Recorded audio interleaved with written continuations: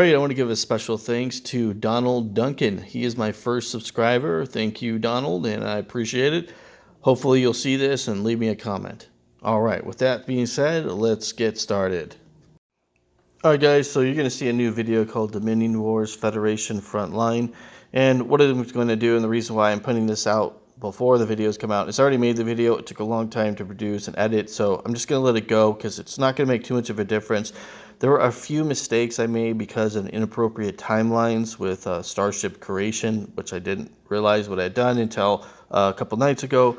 So I did do some corrections I want to tell you guys about, and I also want to let you guys know that I am in the process of doing a full breakdown of all the starships.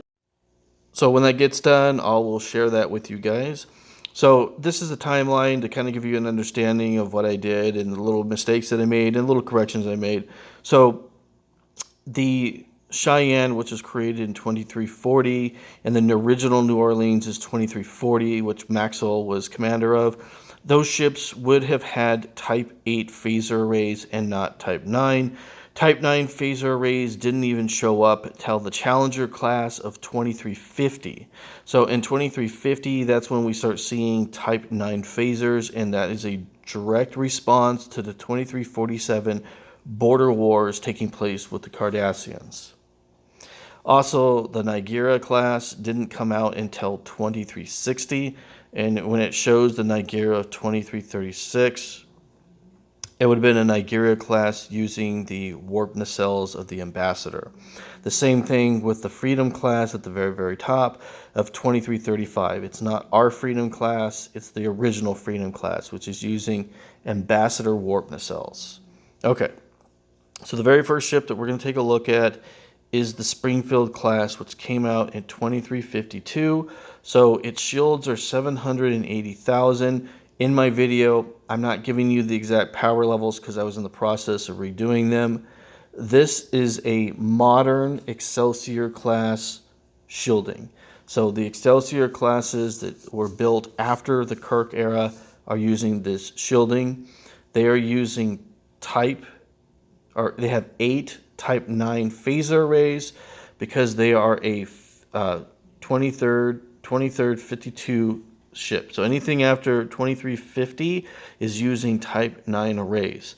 It also has modern torpedo launchers, which we've seen during the TNG era, like the Enterprise is using. They're higher yield and more powerful. So I'm calling them second generation torpedoes. This ship can only fire 1 torpedo at a time, but still it's using new generation technology. I believe I misrepresented the Challenger, so I want to show the correction here too. So the Challenger came out in 2350. This is a new generation starship. This would have had Type 9 phaser arrays, and it also would have had 2 new generation torpedo launchers. They are not multi-shot torpedo launchers. They would have just been single shot, but they're newer generation. Also, we'll take a look at it here, an example, but this ship would have had a newer generation shield matrix, which would have been around the same as an Intrepid, which is the same as the Enterprise C. It's a really big shield. Okay, so the Cheyenne class is the one that I messed up the most on. It was created in 2345. I thought that this ship was created much later than that. I was completely wrong. So based on this technology level of its time period, it would have had 6 Type 8 arrays and not Type 9. Its shields would have been 780,000, which would have been the newer generation Excelsiors. The ship also would have had 2 old burst shot torpedo launchers. So this ship is kind of a hybrid of some of the technology that would be used later on, which would be the burst shot technology, but it's based on the principle of the Constellation class. So the Constellation class has those 4 engines, and it had the ability to launch 6 photon torpedoes, which is set in its profile. This ship can also launch 6 photon torpedoes. And you got some things to take consideration about these ships is I always give them higher than necessary stats because I'm forgetting that these ships are built for exploration and they're not combat oriented. So these ships are newer ships, but they're not at war. They're built during the time period of the Golden Age. So these weapons were kind of a secondary. And so after doing an evaluation of the Cheyenne class, comparing it to a Galor Type 1, if it was using Generation 2, especially multi-shot, it could just obliterate a Galor with no problems at all. So I had to dumb down its firepower because its lure wasn't working with what we know is cannon. All right, so the Freedom class of 2350 would have had the shields of 780,000 when it was first introduced, which is the model that's on the right side.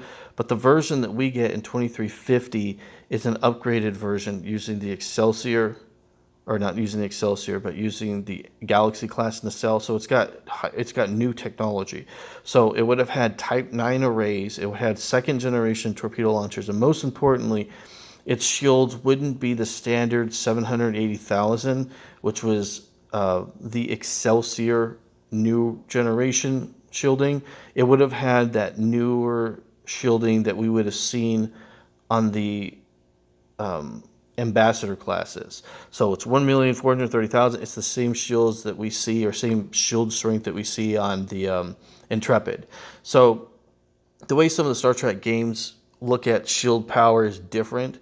The smaller the ship, the more powerful the shielding gets because they're using the same like shield bubble. That doesn't really compute correctly. Some of the other like Star Trek Online stuff and other things in Everlore doesn't show that.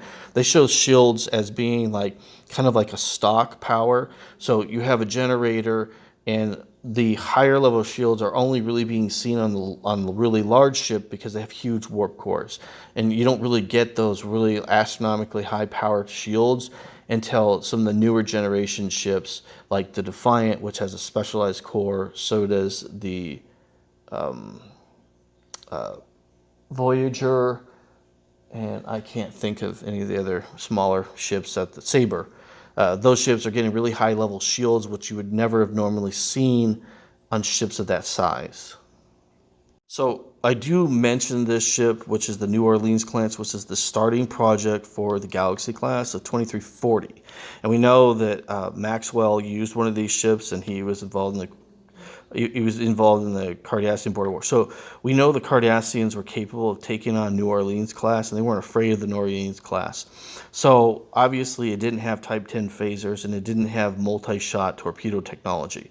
So in order to bring it to Cardassian levels, the original 2340 variant would have had the standard Federation shield of 780,000, which is the Excelsior, new gen, and then it would have had 10 Type 8 phaser arrays because it's starting not Type 7. We're going to the new generation technology, which is Type 8. And then I gave it 3 standard torpedo launchers, and they're not burst fire. And the reason I put them as not burst fire is because if you're using burst fire technology, then the New Orleans class can outgun anything that the Cardassians had, and they weren't able to do that. So it says that they have 3 torpedoes, so I gave them 3 old torpedoes, just like I did with like the Challenger class. And the reason for that, their primary design is not combat, deep space exploration. Golden era starships. All right, so we got my first member. So when we get members in the future, at the end of videos, I will give you guys a special shout out. So with that being said, I want to thank Donald Duncan for being the first member to join the channel, and I appreciate the support. And I want to let you guys know that you guys who join as members, please leave a comment and let me know, is there a particular video you like? Is there something you want me to do? Because if you guys are helping out the team here and you're willing to give me a little bit of coffee, I would like to make a video for you. So if there's something I haven't done or haven't talked about and you're interested in, you guys are going to get the first pick on what the next videos will be. So with that being said, my members or my future members, please leave a comment and let me know what you want or what kind of videos you want me to make in the future. With that being said, I wish you all a fantastic new year.